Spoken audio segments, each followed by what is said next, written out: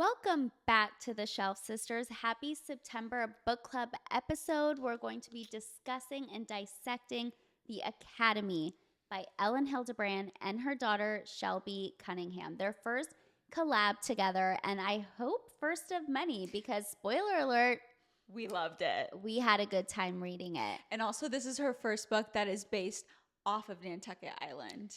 I totally forgot about that. And honestly, okay, I don't want to get into it. We have our overall thoughts section, so I'll just save it for there. Yeah. But before we begin, I have two things I need to say. One, get off your chest. Yes. One, I'm a tad bit sick, so if you hear in my voice, I'm sorry. I feel like I'm always coming on and apologizing for something that hopefully people I don't know why you're apologizing about. because you really can't hear it. Okay, I I'm can't so hear glad. it, so I think we're I good. can hear it in my head and I feel it, so maybe that's why it's more pertinent to me. Mm-hmm. And then number two, I read my first fall/Halloween book of this year, and I had such a marvelous time reading it. I'm going to talk about it during the bookish episode, but it was so amazing. This book, it was so much fun to read, but I can't wait to go back and read another Halloween-y book, you know? No, I love that. Also, I just kitschy. I realized that I never talked about my last summer book, which I can do in bookish. I finished Tinks's book finally. Honestly, that was so long you ago have at been this talking point. About this. Yeah. I know, so it's done, and I'm ready for fall. And this book put me in the mood for fall so badly. And we live in Texas, and it's still so freaking hot outside that I did burgundy nails just to bring fall to Texas. But this book also brought it with me. Yes. So let's do it. Okay, let's get into the summary first. So as you know, we'll say the summary for the people who didn't read it, but if you didn't read this book, honestly, read it. It was so good. Okay, Serge, do you want to get into the summary? I'm so excited for... The summary doesn't spoil the book at all, but we will spoil it in the episode. Yeah. So just FYI. Yeah. And as soon as it drops off at a good point, and then we'll just pick up and say the details that, everyone needs to just know before we start speaking, because we have lots of thoughts. Yes. And they're all good, but All right. The Academy by Elin Hilderbrand and her daughter Shelby Cunningham. It's move-in day at Tiffin Academy, and amidst the happy chaos of friends uniting, selfies uploading, and cars unloading, shocking news. America Today just ranked Tiffin the #2 boarding school in the country. It's a 17-spot jump. Where's the typo? The dorms need to be renovated. Their sports teams always come in last place. And let's just say Tiffin students are known to be more social than academic. On the other hand, the campus is exquisite. Class sizes are small, and the dining hall is run by an acclaimed New York chef. And they do have fun. Lots of parties, school dances, and a piano man plays in the student lounge every Monday night. But just as the rarefied air of Tiffin is suffice with self-congratulation and the wheels begin to turn, then they start to fall off the bus. One by one, scandalous blind items begin to appear on phones across Tiffin's campus, thanks to a new app called ZipZap, and nobody is safe. From Davy Banerjee, international influencer and resident queen bee, to Simone, the new and surprising young history teacher, to Charlie Hicks, a transfer student who seems to be determined not to fit in. To Simone, or to Cordelia Spooner. Oh my God, all these names are way too much. Admissions director with somewhat oh my God. No, she was just a cynic, okay? Everyone has something to hide. As if high school wasn't dramatic enough, as this year unfolds, bonds are forged and broken, secrets are shared and exposed, and the lives of Tiffin students and staff are changed forever. The Academy is Hildebrand's fresh, buzzy take, as we said, her first Nantucket book. Love. I just want to say this is one of the best Goodreads summaries that I've seen. Usually whenever you're reading them, I'm just zoning out, praying people are still listening, because they can just get, maybe the books aren't good, or maybe they just aren't writing great summaries, but I loved this one. It really encompassed, I would say, the first half of the book. Yeah. And the second half really got into all of the scandal And there was a lot of it. Well, what they missed, which we did post on Instagram, and it specifically mentioned in the book that I think should have been a part of this summary, was that really it is the book version of Gossip Girl at a boarding school. Yeah. In the gist, like that's what it is. And they should have put that in the summary because it would have gotten more people hooked. 100%. I think this is just such a deviation from her usual trope and setting that I think it needed to be a little bit more catchy to get people to. I feel like it was catchy enough because whenever I read it, I was totally sold. But let's go ahead and give your overall thoughts. No, we need to talk about the scandals first because, like we said, the summary doesn't have all of it in there. And before we continue, because it left off at a really good place, but the scandals entailed student-teacher affairs, student-student affairs, teacher affairs. So there were lots of romances going on / like perpetrators trying to get romances taken off the ground. And we're going to get into them. So one of our questions is specifically geared to that. So we will talk about all of that. But yes, all of the scandals were, sexual in nature, to say the least. Yeah. But yeah. You want to give your overall thoughts, Sonia? I am happy to. Okay. I loved this book so much. There were so many times where I was reading it and like the Gossip Girl aspect that we talked about, where whenever you're reading it, I thought it was going to be like majority of the book. It was going to be like Gossip Girl or Demois, like every 3 seconds something is being posted. I want to say it actually wasn't like that. When I was reading other parts of it and then this came up, I was like, oh, I totally forgot about that. Yeah. When we were reading about Zip Zap and then we went into, like the Simone and Rhoda of it all, I was like, oh, like forgot that this was happening. When we went to Honey and Cordelia, I was like, oh my God, like there was so much going on. And I ended up loving it when we first started. Before the book even began, like chapter 1, there was a list of characters. So it was faculty, third form, fifth form, like all of these people that you needed to know. I was like, oh, this is going to be one of those where I literally don't remember half these people. You can't follow because you can't follow all of the characters. Exactly. Yeah. I somehow, like I was still in the first chapter when I just memorized everyone. And I feel like if you didn't do that, you probably just had a harder time getting into the book. But thankfully, it happened so quickly for me. I loved every aspect. I loved hearing about the faculty, the students. Like there was not one part that was greater than the other. I agree. And just like the more the scandals like kept happening, I was like, what's gonna come next? Like which character would now be involved with another character? It was just so good. I loved the overall vibes. I loved that we went through like Christmas too. Yeah, because I know we're full school year. Yeah, I know we're not in that season yet, but it was just so much fun for me to read about it. It felt very cozy while also just being like otherworldly too. Like it, and I don't know, maybe I'm just like really impacted by the books that I read and just what's the word? Like just impacted. Like I wanted to go to a boarding school. Like I wish that was an experience I had. Yeah. And it just sounded so amazing. Like the other books that I talked about, the Thursday Murder Club series. And I was like, oh, can't wait to be in like a luxury home one day. Yeah. This just made me think like, oh, I wish I went to like a prestigious boarding school. I loved it. And honestly, I was just thinking, I was like, oh, I need to send my kids to a boarding school. So I just like loved everything about it. I loved all of the scandals. I loved the messiness, the like friendships. Everything was amazing. I can't believe all of this happened in just 1 year. The amount of scandal, the amount of like relationships that just went up and down. Yeah. The people that got broke. Exactly. It was constant. I don't understand how these people like continued to be in school. Like together. How was this happening?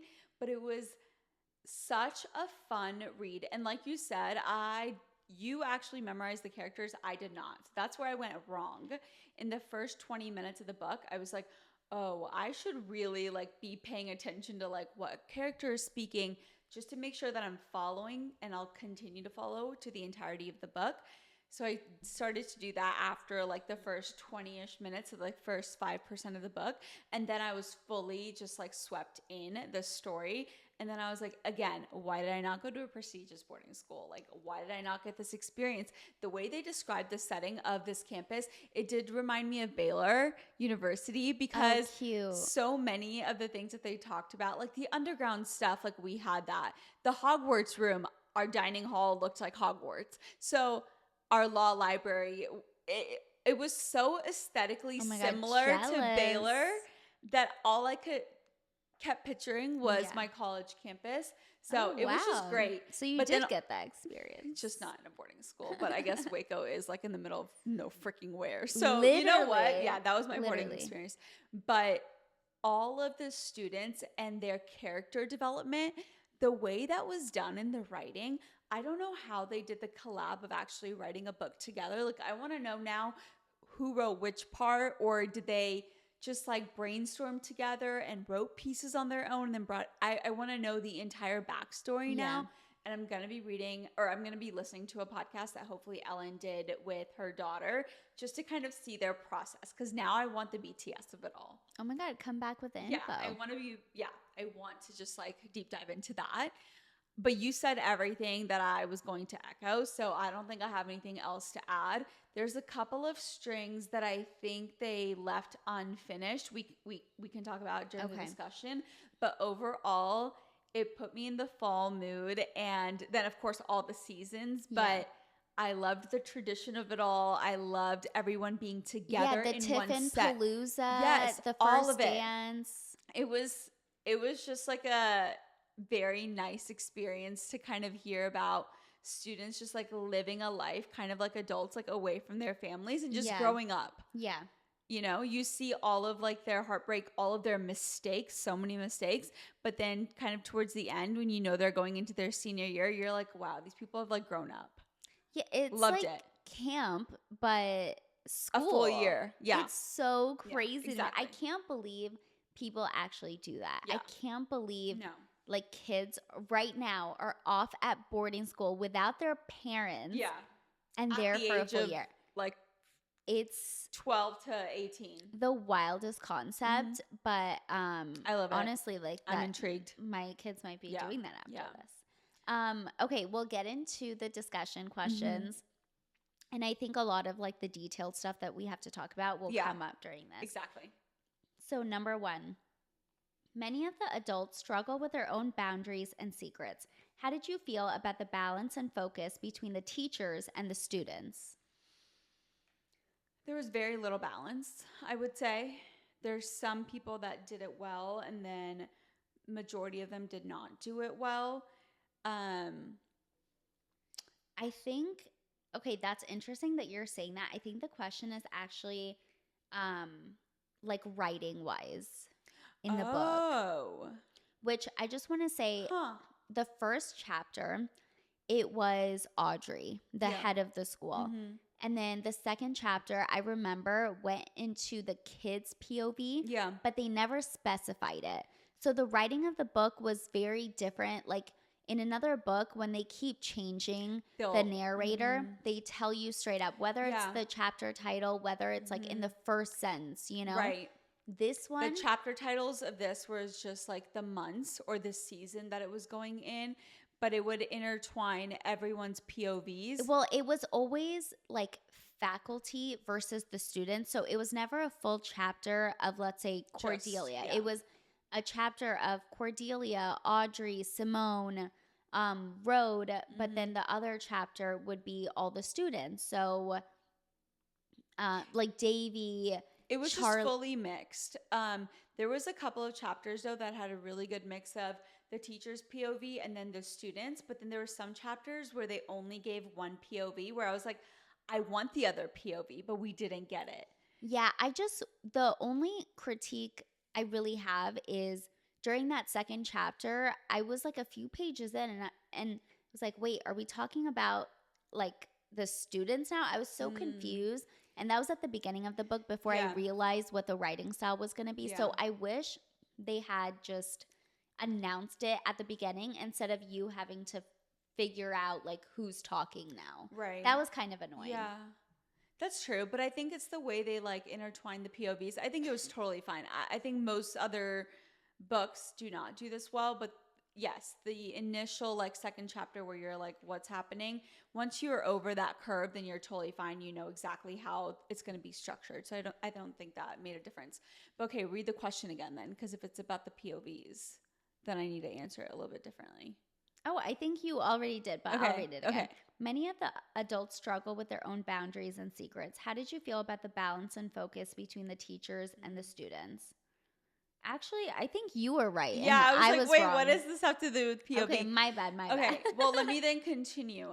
So the people that I think that did it well were Aubrey, the headmaster, or whatever she was calling herself, director of the school. Head of school, yeah. Head of school. The person with the least boundary, which I'm sure you will agree, which is why we like notated her as one of the main characters, was Simone, the newest history teacher. And we'll get into more of why she's so flawed and why she has no boundaries. But that was my like take on the person with the most and then the least. What about you? I totally agree. I feel like Audrey is the best example for having the boundaries, and then Simone is the worst example of having boundaries. But I would say they all like didn't do the best job, because even with Audrey, I think like having the boundary of not like saying anything to East and just knowing in your head he has a free for all just because his dad is like donating so much, funding the school, head of the board of directors or whatever. I feel like that's not the best boundary to have. A student should be a student and have some and consequences and disciplines. So I don't think that was the best either. So I feel like none of them did a good job, but like even the best like wasn't perfect. And even at the end when she was like, I see East and Ches, the cook, talking, and she like, does I'm just gonna leave it alone. And that was kind of funny to me. She's like, I love my food. I love my Friday burgers and pizza. Yeah, like, and honestly, so relatable. Yeah. Like, the matter is done. You don't need to go into it further. Yeah. But he's only here for one more year. Exactly. It's okay. But who was it? Like, even with Cordelia, I thought she had bad boundaries too, because she was like arguing with Honey and like saying stuff in front of the teachers as well. And they were like together, but no one knew. I'm not gonna lie. And she would get mad at Honey in front of the other teachers, and like they don't know that you guys are together. So I will not lie, Cordelia and Honey's parts, I just like quickly went through because I was like, you're irrelevant to me. Like I don't care. Yeah, I just was so not interested. I didn't like Cordelia as a character, but I was interested because honestly, like she just felt so pathetic to me.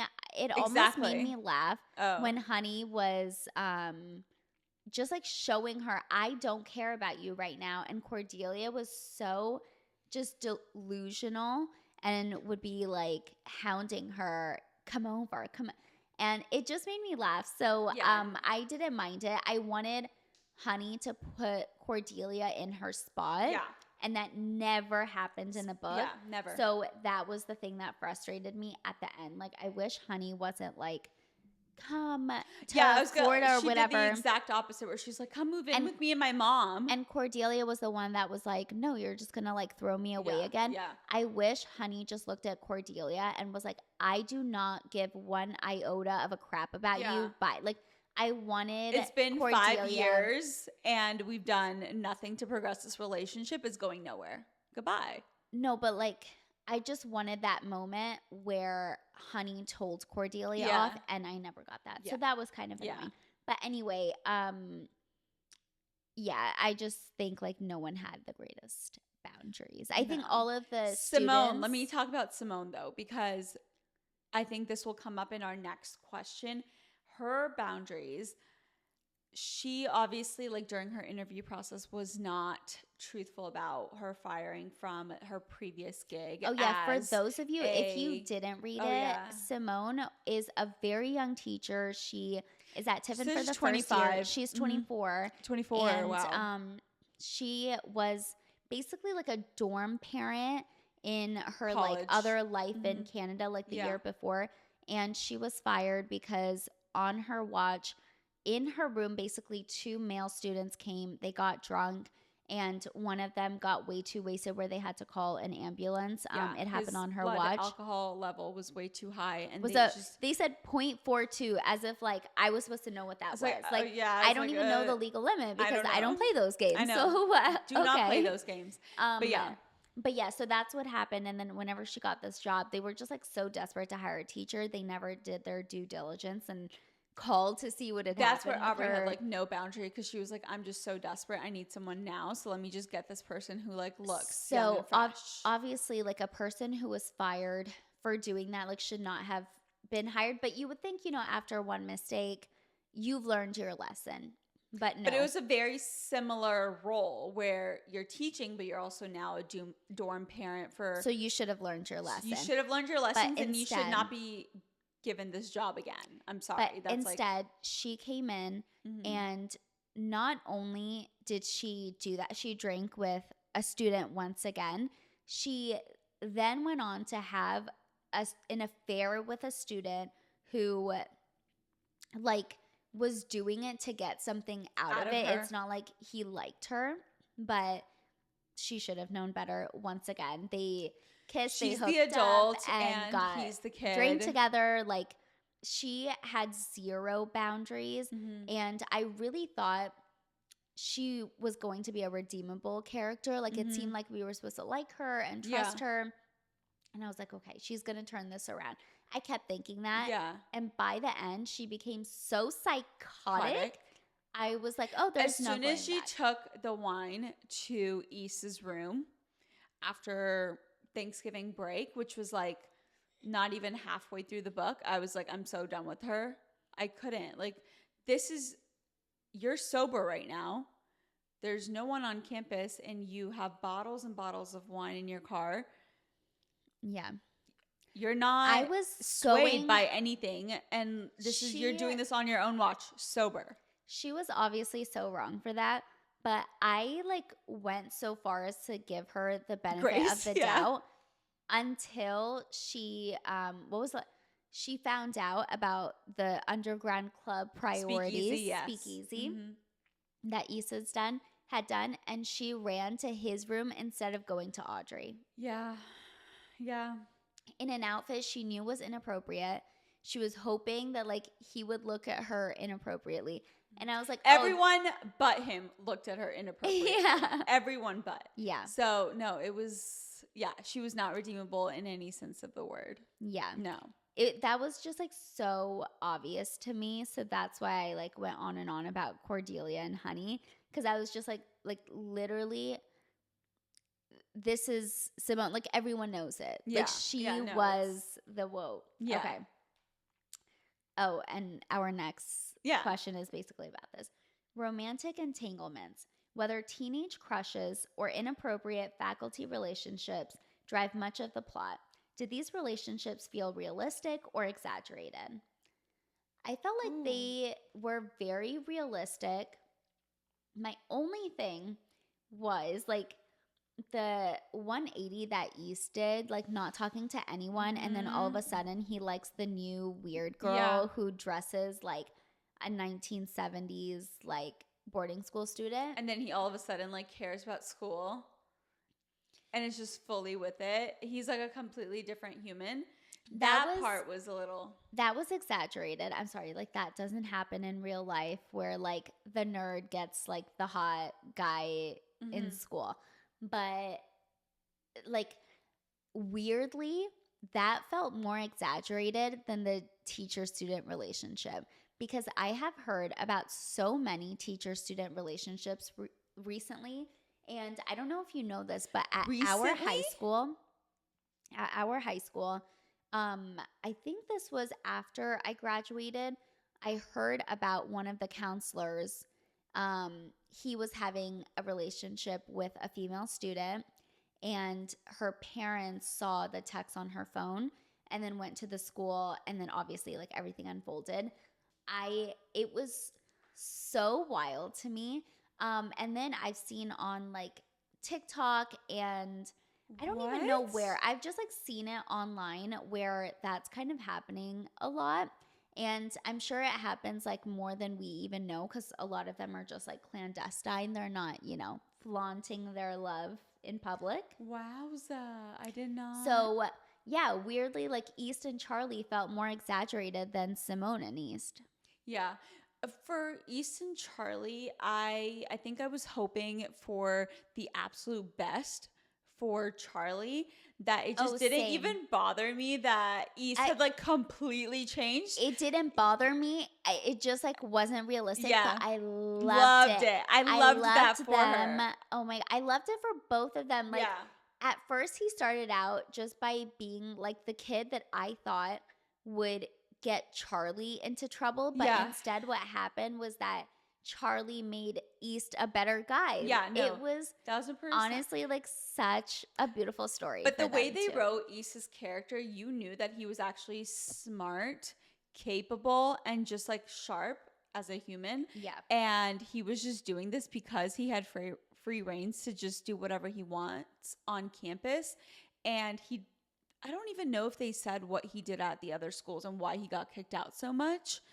But I think it was just typical like misbehavior. Yeah, and his family dynamic, like you could kind of see how he grew up and why he is the way that he is. Yeah. But no, Charlie fully turning him, I was like, no, Charlie, this is what you deserve. Yeah, I loved that. Loved it. I also think it was exaggerated that Cordelia and Honey, I know you literally don't care about them. Yeah, I don't care at all. But that like no one knew besides Audrey. I think students just pick up a lot of things like relationships between the teachers. Like I remember being in school and you could just tell when like two teachers like had a crush on each other. Or even if they didn't like each other at all, you could tell. Yeah, and I especially with the way that Cordelia would act so insane in front of everyone at the school dances. Yeah. Could you be any more like what did she say? I don't even know. Could you be any more obvious about Honey like looking at Simone and just saying it, and like everyone would know. Yeah. That was really just not believable. To this day, I can't even tell you what Cordelia taught. Like I have no idea because I cared that she was the little. Admissions counselor. Oh, the one who would like sneak and try to look for photos of what the candidates looked wanting like. the attractive people in school. Which, by the way, can I say something? Like, I don't think it's that big of a deal. Most people now do this. This is not a zip zap post. Like when I was applying to grad schools, we were told that you need to like not have an Instagram, a Facebook, a Twitter, any of that. Yeah. So I literally blacked out all my accounts while applying to dental school and all of that. So they're looking. They want that. They're looking, but I'm not saying like if you're ugly, like you shouldn't get into the boarding school. No. But I understand her looking at like someone's Instagram and Facebook and seeing whether they would like jive with the people on campus. And just like when she said I wanted to spare some of the kids the torture that they would have if they came to Tiffin, a boarding school with all these children. Amazing. Thank you. Thank you for sparing that child. Oh my God. And now that I've said that, I'm like, oh, that sounds so harsh. But I just like not even attractiveness, right? Like let's say you go to a school and not that this is Tiffin. Like they said that they weren't good at sports, but like, you know, you go to a boarding school where like one of the things they prioritize is along with academia is like all of your sports and like, just like being social and like being involved. Yeah. Now I'm like, are we thinking it? I don't know the wrong way. I don't know. Well, we will get called out if we are thinking about the wrong way. I don't know. I just not that you should do it. I don't think it's crazy if I found out that someone was doing it. Do you know what I mean? Yes. Like her looking at the parents' Facebook to find the kids, that's going a little too far. If she just did a quick Google search of the student, which everyone does, that is very much believable. And I know that you're doing it. Yeah. Like the student should not be judged that way. But I don't know if I'm just like a pessimist. Like, that's not shocking to me at all that an admissions counselor would be doing that. I don't think I think that's realistic and not pessimistic. Yeah, and it was just funny that she was like really not wanting people to like find out about it and keeping it such a secret because she literally acted like she was Simone and had relations with the student, like that it was that crazy to her. Like no. I honestly think if Audrey found out, she wouldn't even be fired. She would just be like, post was the least problematic of all.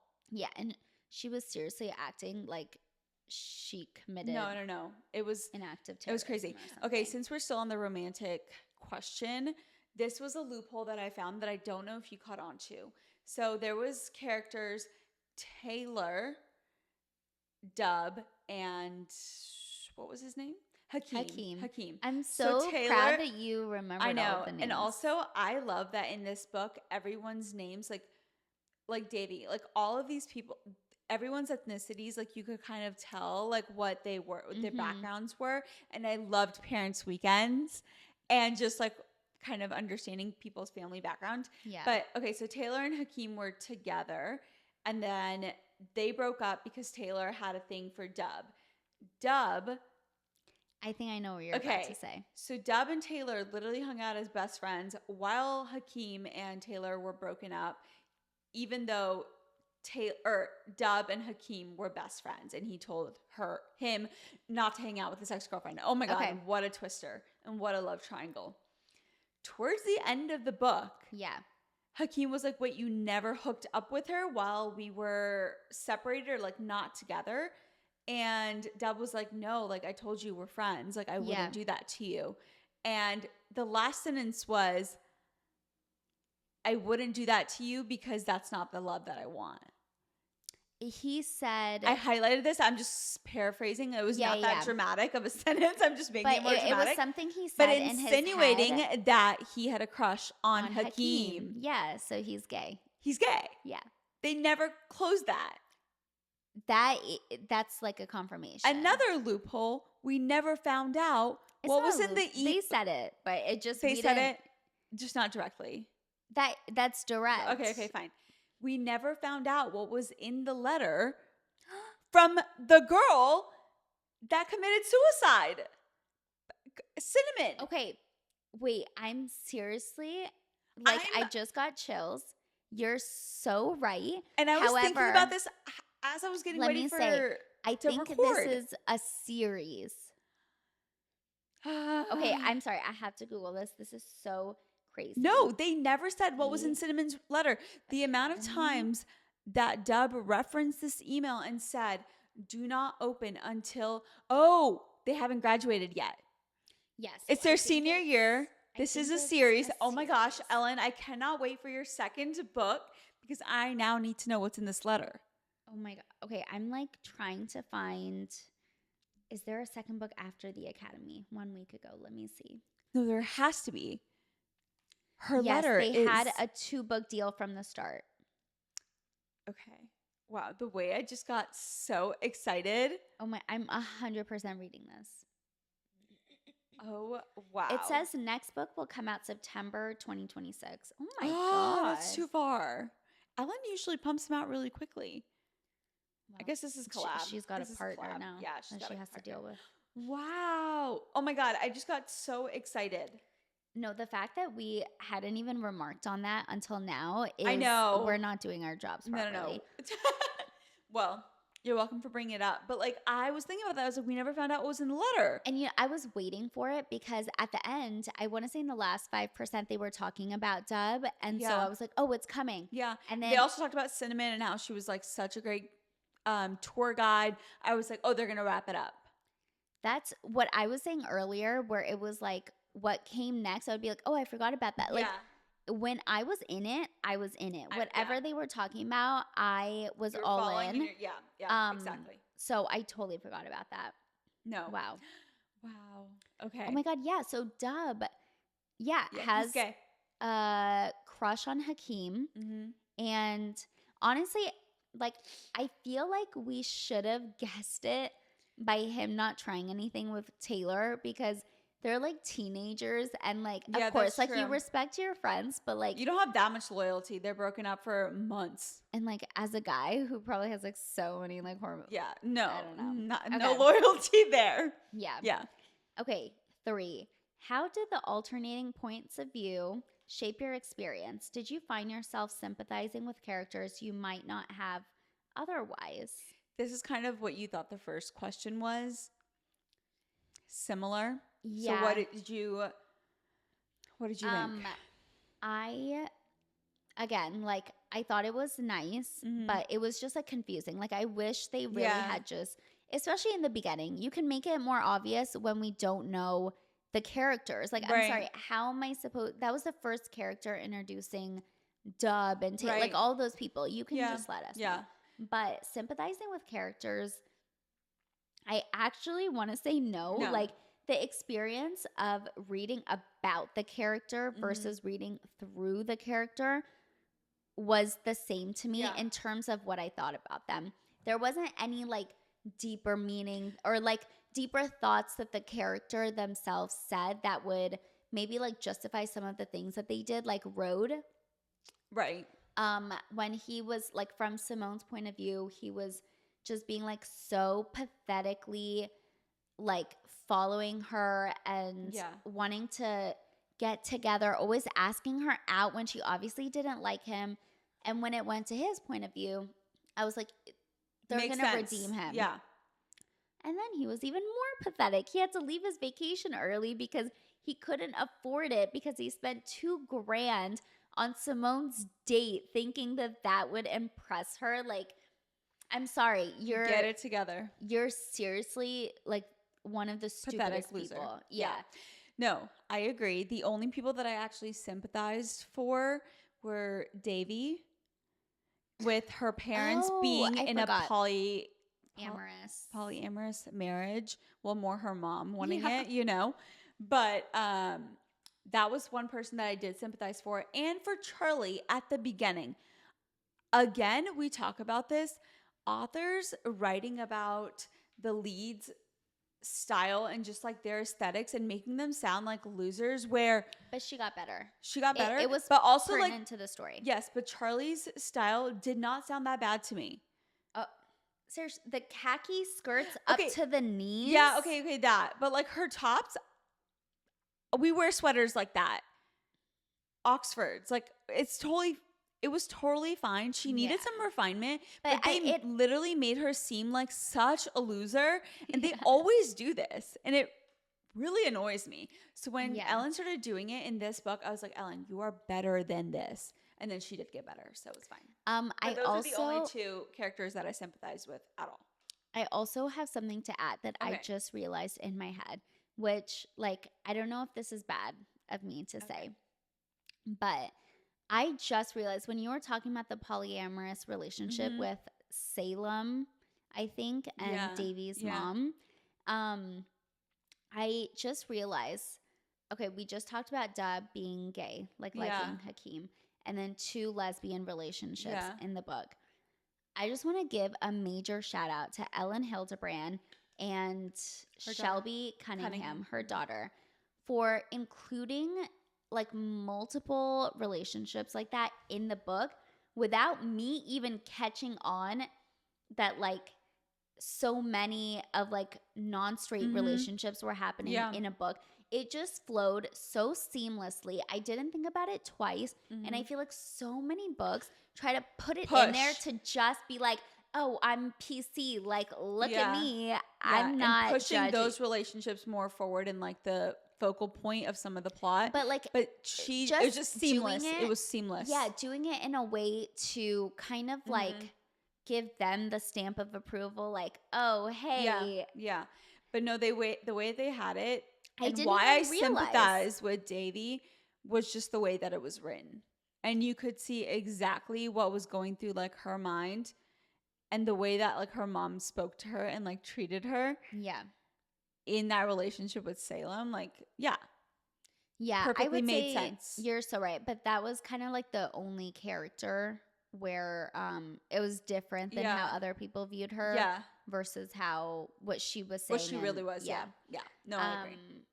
Yeah, but those are the questions. Okay, we didn't talk about Zip Zap at all, so let's quickly. Okay, can I just say I really thought that all of the blind items, like I said, I thought there would be like Des Moines Gossip Girl every hour. Yeah, there was something.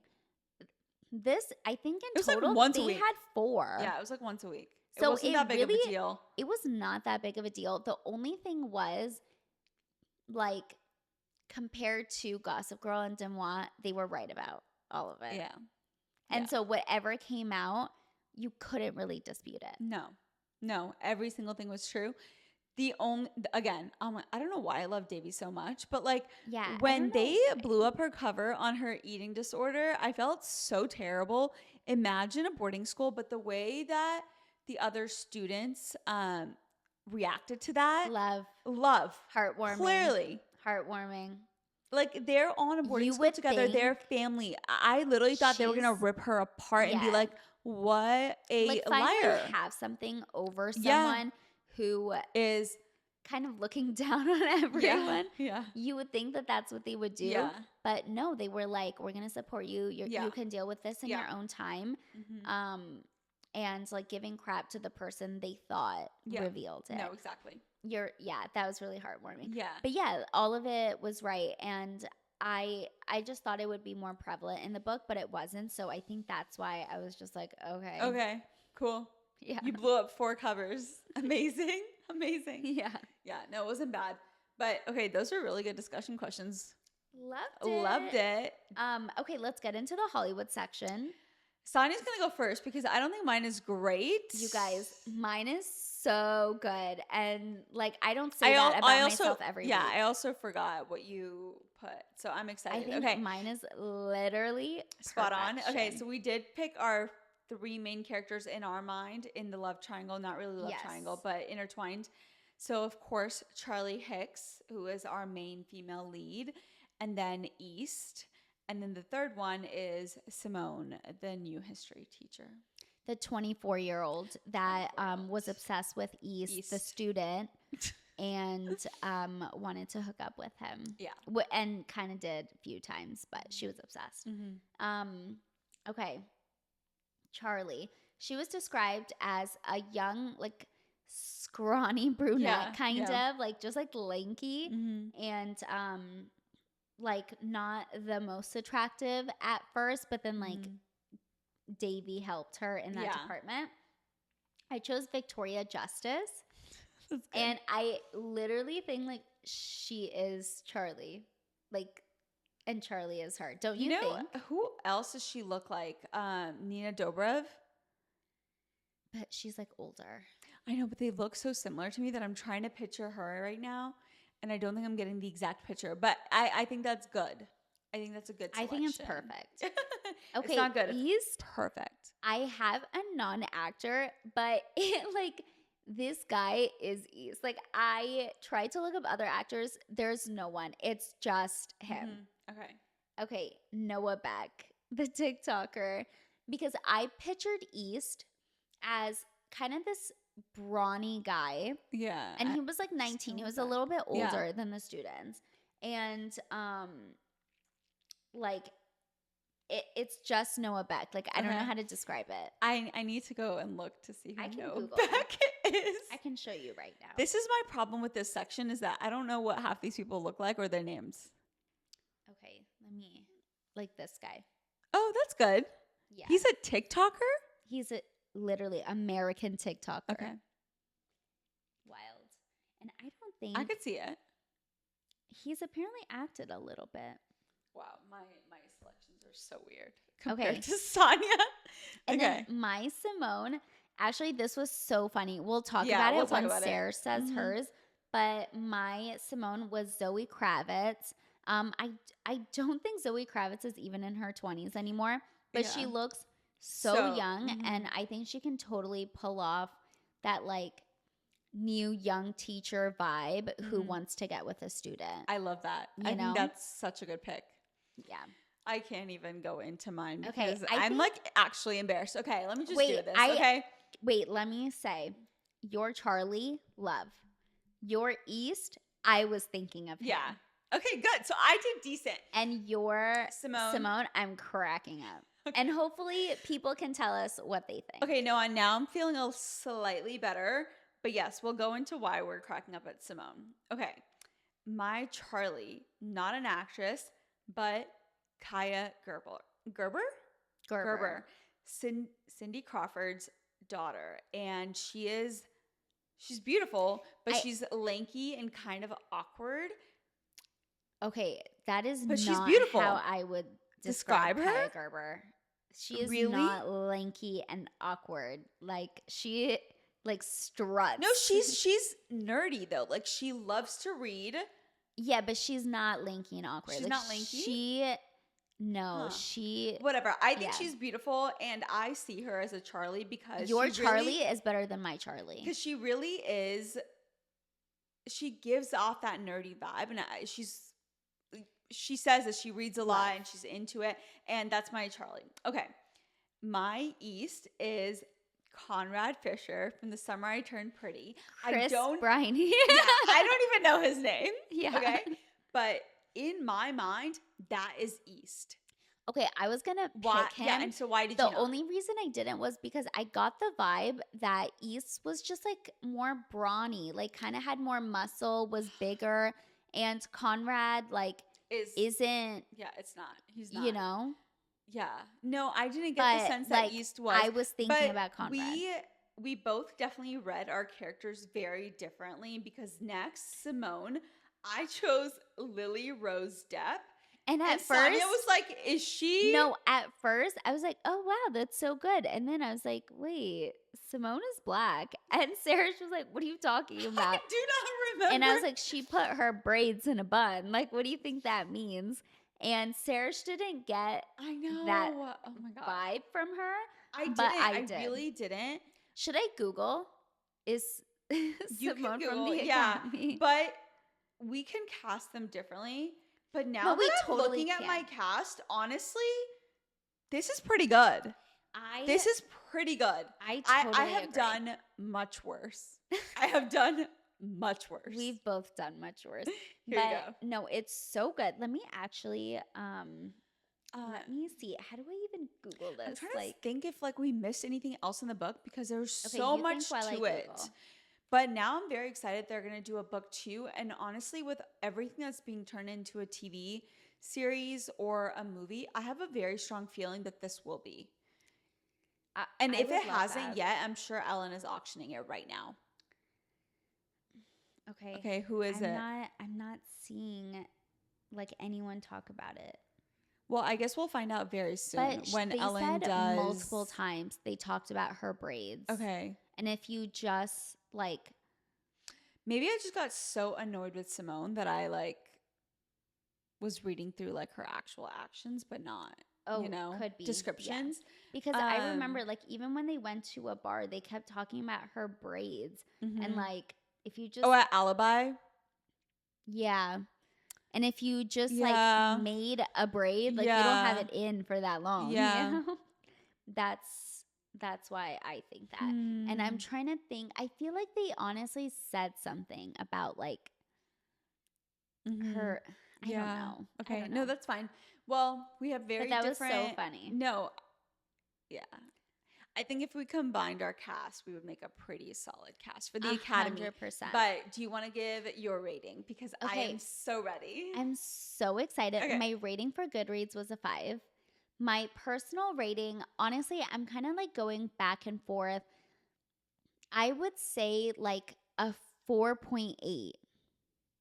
Yeah. We're very aligned because 5 out of 5 on Goodreads, of course, because they deserve their flowers.